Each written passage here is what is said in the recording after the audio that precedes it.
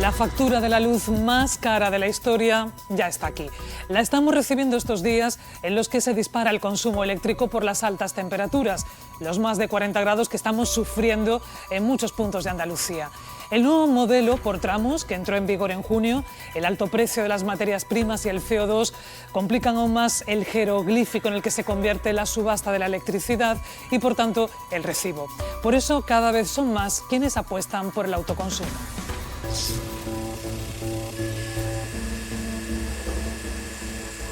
Este mes nos hemos encontrado con una factura de la luz cara, muy cara, la más alta de la historia. Impotentes, gobiernos, reguladores, asociaciones de consumidores asisten a un panorama desolador en pleno auge de precios de materias primas que se va a trasladar al IPC con toda seguridad. En una crisis sin precedentes de salud y económica, nos adentramos en un mundo proceloso, complicado, como es el de desgranar una factura en la que entran tantos factores. Nos va a costar en esta campaña 500.000 euros más de lo que nos costó la campaña pasada. Eso es el 40 y tanto % más.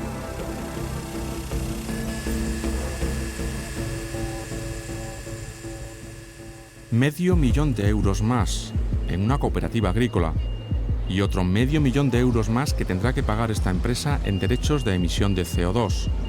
Dos subidas que están muy relacionadas, pues el CO2 influye en la subasta del precio de la energía, atendiendo al principio de quien contamina paga, en un mercado además marginalista y en un contexto de cambio climático y de compromiso europeo de descarbonización. Estos bidones verdes que ven aquí contienen tomate de la cooperativa Las Marismas, en Lebrija.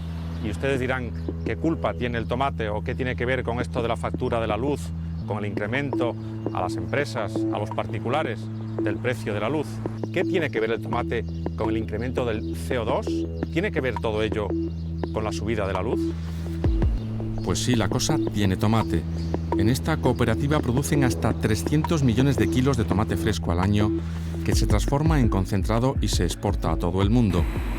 Tienen contratada mucha potencia eléctrica, para solo 2 meses al año que funciona la fábrica. Nos ha supuesto, por un lado, la compra de derechos de emisiones de CO2, nos ha supuesto 500.000 euros. Y con la subida que ahora vamos a tener de la energía, eso nos va a costar otros 500.000 euros. Eso significa que una empresa de esta, una cooperativa, donde se dedica a la agricultura, que tiene que competir en mercados internacionales, pues empezar con 1 millón de euros de gastos que no se tenían que tener, pues eso significa una traba muy importante para el desarrollo de la cooperativa. Ocurre además que los derechos de emisión de CO2 han tenido una subida del 50% desde el mes de abril, porque en una tesitura incomprensible, los fondos de inversión, vulgo fondos buitres, han entrado en el mercado de derechos de emisión. No es que ellos contaminen, es que compran los derechos que las empresas contaminantes tienen.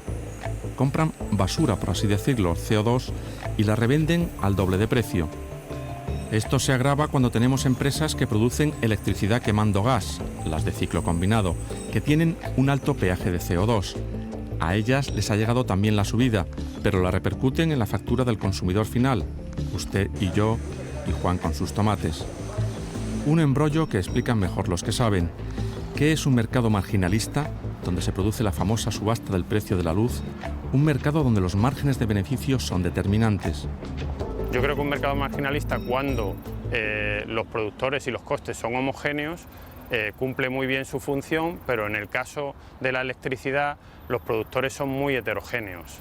No es lo mismo los costes que tiene la gran hidráulica, por ejemplo, que está totalmente amortizada y que prácticamente pues tiene muy poco personal de mantenimiento, y cuando llueve pues hay capacidad hidráulica, y el coste de producción yo creo que está en torno a los 4 euros el megavatio hora, con los costes de producción que puede tener una central de carbón, que ya prácticamente están eliminadas del sistema porque son totalmente ineficientes, o un ciclo combinado de gas que tiene que comprar el combustible, tiene que comprar los derechos de CO2 y tiene otros costes de funcionamiento. Cuando aumentamos la demanda, hace calor, ponemos los aires acondicionados, pues en ese momento es cuando están entrando los sistemas que tienen costes más altos y se fija el coste para todo el sistema. Eso se podría corregir expulsando a determinadas tecnologías de la subasta, provocando que ciertas formas de producción energética tuvieran que tener un precio prefijado, un precio máximo prefijado, y no estuviera dentro de la puja diaria. El Gobierno tendría que reflexionar sobre ese cambio.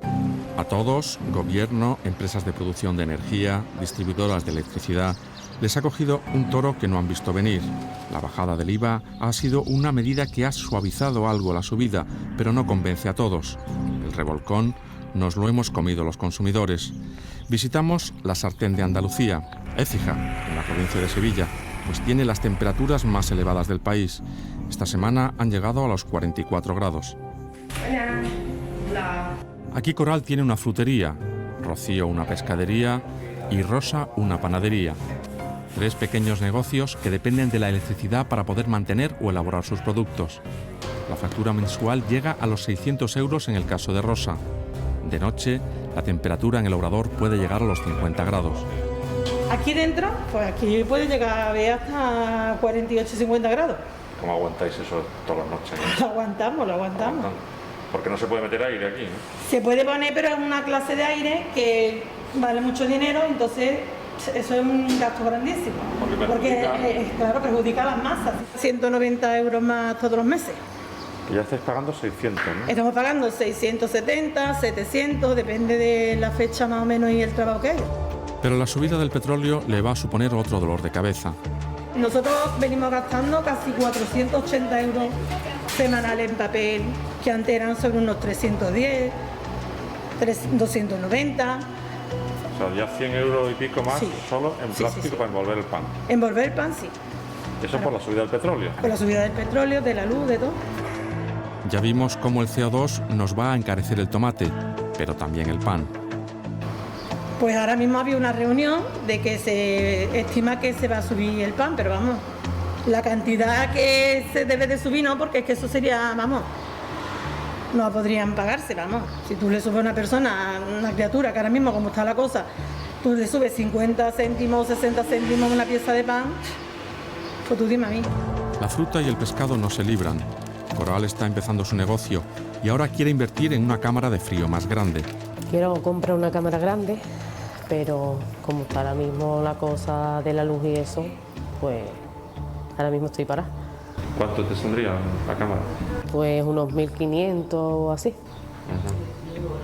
Y claro, la factura de la luz, pues eso incrementa una barbaridad.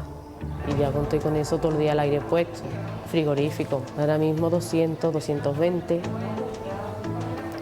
El mes pasado, ahora a ver este. No lo sé, ni lo quiero saber mejor. Nosotros tenemos el horario que tenemos y necesitamos un aire acondicionado porque el pescado no puede sufrir, porque el cliente tiene que estar cómodo y tienes que tener foco, tienes que funcionar igual que funcionaba. Y ahora mismo la verdad es que vamos a notar mucho la subida. A mí al menos 70 euros más me va a suponer, 70, 80 euros aquí y luego en casa, claro. ¿Y en casa cómo se apañan ahora con los nuevos horarios y las nuevas tarifas? Lo vamos a notar mucho porque el que está trabajando no puede estar pendiente por una lavadora, hay ciertas cosas que las tienes que hacer y las tienes que hacer. Y cuando llegas a casa, con estas temperaturas, en este pueblo, es imposible estar sin aire. Hombre, pues en casa esperemos a ver lo que es la subida, pero vamos, yo espero que suba los 50 o 60 euros, porque es que, por ejemplo, yo no puedo estar al horario que pone. Porque yo, por ejemplo, me levanto a las 4 de la mañana, yo no puedo estar hasta las 12 de la noche esperando que me venga la bajada de la luz, los horarios que tienen. En junio se implantó un nuevo sistema de tramos horarios que nos vendieron como lo maravilloso que resultaría ahorrar planchando de madrugada, una auténtica tomadura de pelo, errores de bulto en la política de comunicación del Gobierno y de la Comisión Nacional de los Mercados y la Competencia.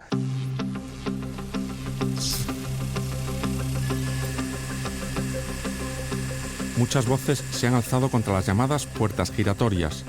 El trasiego desde la política a las compañías energéticas tiene mucho que ver con un mercado tan regulado como este. Presidentes de gobierno, ministros de todos los colores, que acaban en los consejos de administración de compañías eléctricas, incluso de renovables. Hay una ley que hay que cumplir, que muchas veces pues, no se cumple y que no es bueno que empresas muy potentes manden el mensaje a los políticos de que si les benefician, ellos van a resultar beneficiados. Entonces, ¿cómo se soluciona eso? Pues no lo sé. Puerta giratoria no se concibe solamente como el hecho de que hay que ver qué mal está que un antiguo alto cargo de un gobierno ahora trabaje para el sector privado. No, es que son antiguos altos cargos que han podido tener decisiones que han afectado al sector al que luego ha ido a trabajar. Ante este panorama y desde hace más de 20 años, el autoconsumo energético, tanto en las empresas como en las viviendas particulares, se ha estimado como una solución de presente y de futuro. Juan, en su cooperativa, ya tiene iniciado un proyecto que asciende a 80 millones de euros, para los que ha solicitado las ayudas europeas que están a punto de llegar.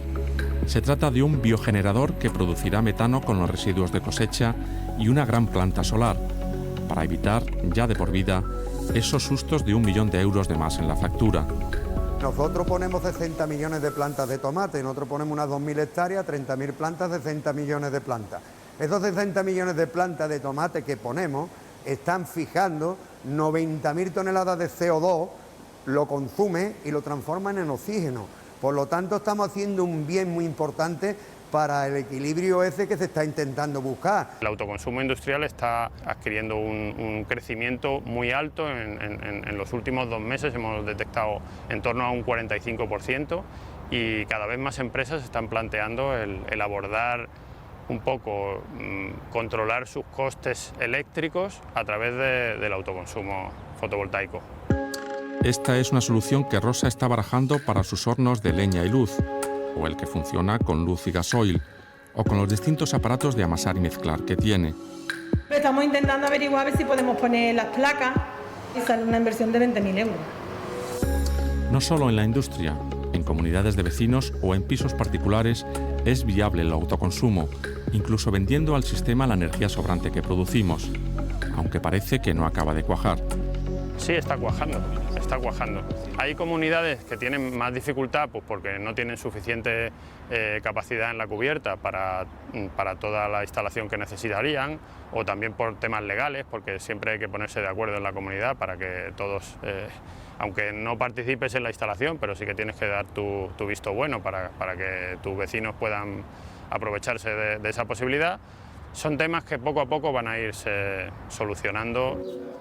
La subida de la luz, como vemos, unida a la subida espectacular de los derechos de emisión de CO2, va a incrementar los precios de productos básicos. Además, el petróleo está en una escalada vertiginosa y China está acaparando materias primas. Todo ello va a empeorar la ya maltrecha economía nacional.